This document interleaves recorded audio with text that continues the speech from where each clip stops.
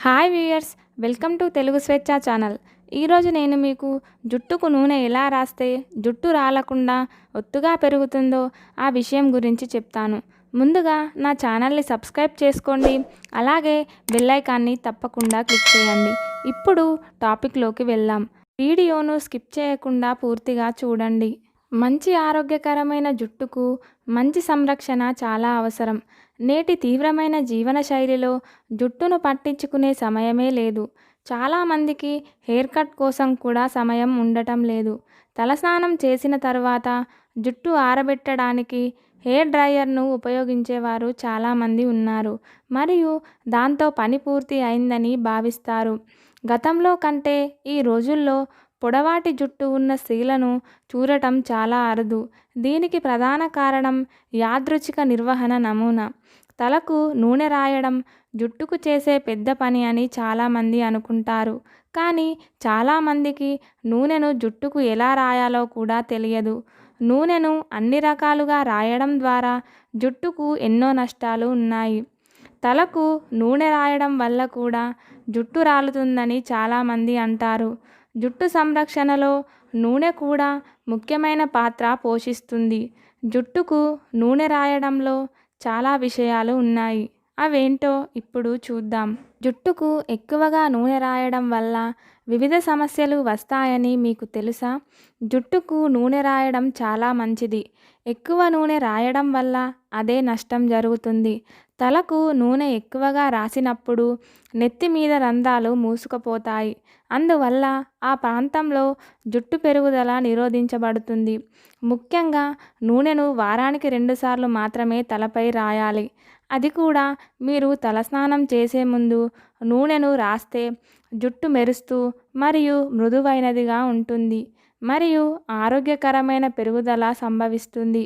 ఈ రోజు వరకు మీరు విస్మరిస్తున్న జుట్టు రాలడానికి గల కారణాలు ఏంటంటే, జుట్టును బలోపేతం చేయడానికి జుట్టుకు నూనె రాయడం చాలా అవసరం.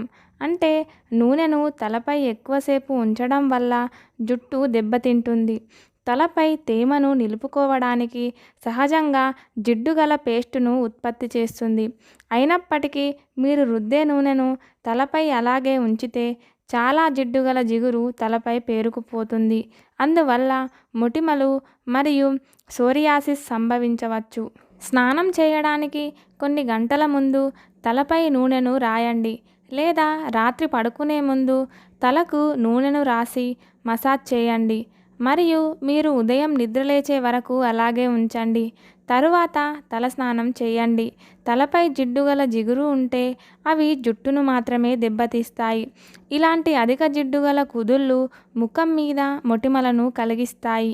నూనెను రాయడానికి సమయాన్ని నిర్ణయించేటప్పుడు తగినంత నూనె రాయడం ద్వారా మాత్రమే జుట్టు తేమను గ్రహిస్తుంది. చాలామంది మహిళలు తలకు నూనె రాసిన వెంటనే తలకు మసాజ్ చేయడం ప్రారంభిస్తారు. ఇలా చేస్తే జుట్టు రాలిపోతుంది. మొదట నూనెను రాసే ముందు చిక్కు లేకుండా జుట్టును దువ్వాలి. తరువాత నూనెను చేతులతో తాకి మెత్తగా రాయాలి. ఇలా చేయడం వల్ల జుట్టు రాలడం తగ్గుతుంది. దువ్విన తర్వాత తలపై నూనెను రాయడం వల్ల నెత్తికి రక్త ప్రవాహాన్ని నియంత్రిస్తుంది, మూలాలను బలోపేతం చేస్తుంది, మరియు జుట్టు ఆరోగ్యంగా ఉంటుంది. చాలామంది మహిళలు తమ చేతులపై నూనె పోసి అరచేతులతో నెత్తి మీద రుద్దుతారు. ఇలా చేస్తే జుట్టు రాలిపోతుంది. ఎల్లప్పుడూ ఒక గిన్నెలో నూనె పోసి మీ వేళ్లతో మసాజ్ చేయండి. అప్పుడే జుట్టు రాలదు, మరియు అన్ని పోషకాలు జుట్టుకు పూర్తిగా లభిస్తాయి. మరింత నూనె ద్వారా లభించే తేమ కూడా పూర్తిగా లభిస్తుంది.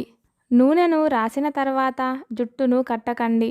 ఈ అలవాటు మహిళలందరికీ ఉంది. నూనెను రాసి జుట్టుకు మసాజ్ చేసిన తర్వాత జుట్టును కట్టడం అనేది తప్పు చర్య. నూనెతో రాసినప్పుడు నెత్తి చాలా మృదువైనది. అలాంటి సమయాల్లో జుట్టును గట్టిగా లాగినప్పుడు జుట్టు ఎక్కువగా బయటకు వస్తుంది.